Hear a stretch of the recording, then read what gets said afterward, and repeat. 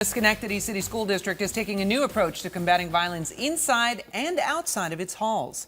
Good evening and thank you for staying with us for News 10 at 5:30. I'm Lydia Kulbida. And I'm Mark Baker. You may remember the stories of huge after-school fights and violence in the district last school year. But this year, the district says it's all hands on deck right from the beginning to prevent violent behavior.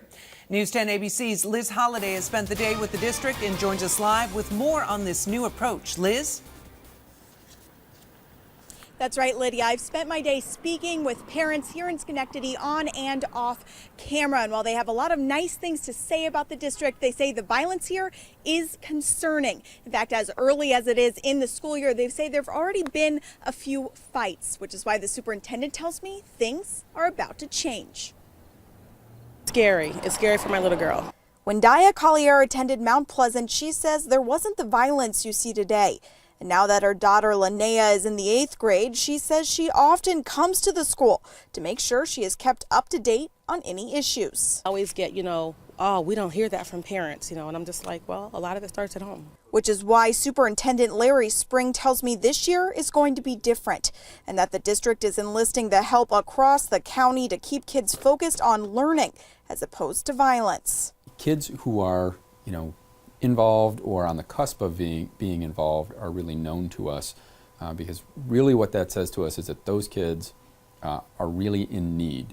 Instead of just having officers breaking up fights, other county organizations from probation, mental health, as well as law enforcement will be on hand, focusing on the issues causing the violent outbursts in the first place. You have to look at the behavioral issues that go with it, and that's where the mental health aspect is going to come in. Do these people, are they in treatment? Do they need treatment?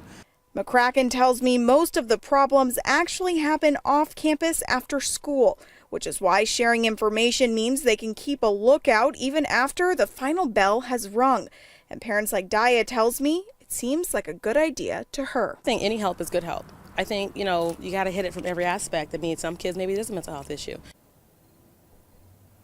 Now, Lieutenant McCracken tells me the Schenectady Police Department really is just taking this one day at a time. And if it gets to the point where they need more law enforcement presence here on the campuses, well, then that will certainly happen. Of course, the hoping that this new program will actually curb the violence. And so that won't be necessary. Reporting live from Schenectady, Liz Holliday, News 10, ABC.